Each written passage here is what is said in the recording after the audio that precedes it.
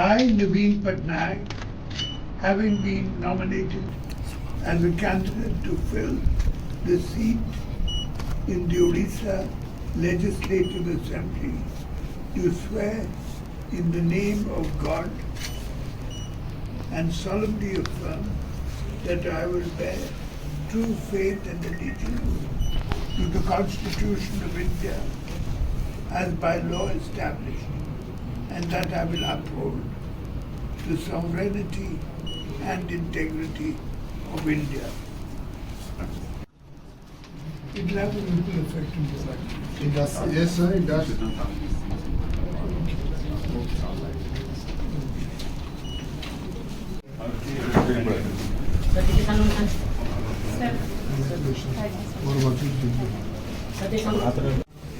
Thank you, Judge.